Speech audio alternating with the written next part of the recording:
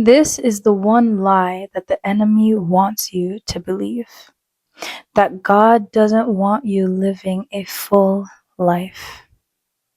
He might be trying to tell you that God wants you to be in suffering, that God wants you to be in lack, that for some odd reason in God's grand plan, God doesn't want you to be happy or to be living a satisfied life. Well, I've come to tell you today that that is a lie, an absolute lie from the most bottom part of hell. God wants you to live satisfied. He wants you to live a full life here on earth, even before you get to heaven. Yes, God has plans for you. And yes, God has a journey for you.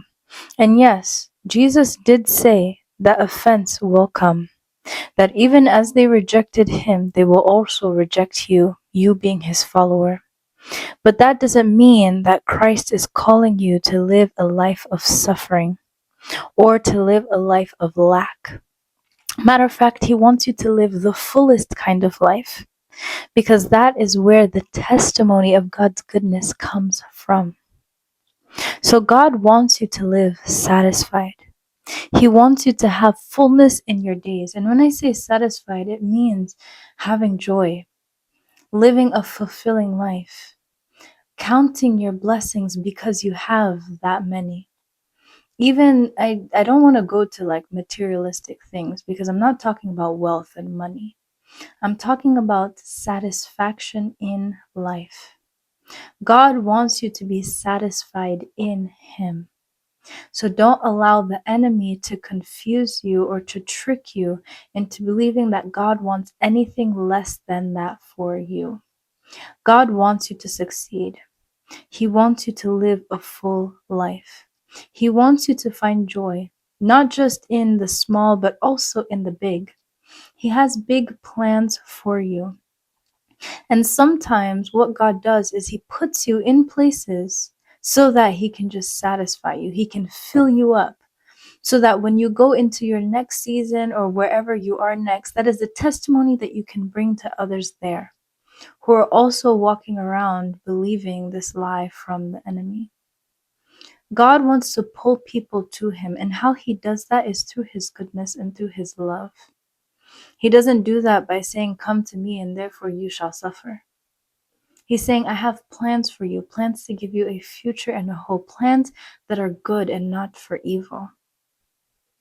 So whatever you're going through, whatever situation that might be, you have to understand that God truly desires goodness for you, and begin to live in that expectation that that's what God wants for me and that's what he's going to do for me. As I continue to trust and walk where he is calling me to walk in. Yes, sometimes God will stretch you, but that stretching is only there to increase your capacity to be filled with more goodness. That's how good the plans God has for you. But this all begins with you understanding that God truly desires for you to live a full life. And I don't know why I'm so like caught up with this word full. When it means full, it means like fullness of joy, fullness of gladness. He doesn't want to just give you joy one day and then it's like, it's just a little drop. He doesn't want to give you gladness one day and it's just like a little drop. He doesn't want to bless you one day and it's just a little drop, like a little teaser. He wants you to be full of joy, full of gladness, full of satisfaction, that it's like rising up to the brim, you know? And then at that place, now overflowing. Because now from an overflowed location, you can now pour into others. So again, I say, if there's been any voice or any thought or anything that has come to your mind to making you believe that God doesn't want you to live a full and a satisfied life, then you need to know that that is a lie. And you need to understand, as Jeremiah 29:11 says, that God has plans for you. And he says it so clearly because he knows the enemy is going to try to lie to you. Says it so clearly, saying that plans that are good and not for evil, plans to give you a future and a hope. So, wherever you are, I just wanted you to be encouraged, and I hope this video did encourage you. Whatever you're going through right now, to at least hold on to that hope and know that God is filling you up, and He's going to continue to do so until that is your testimony of Him and His goodness in your life.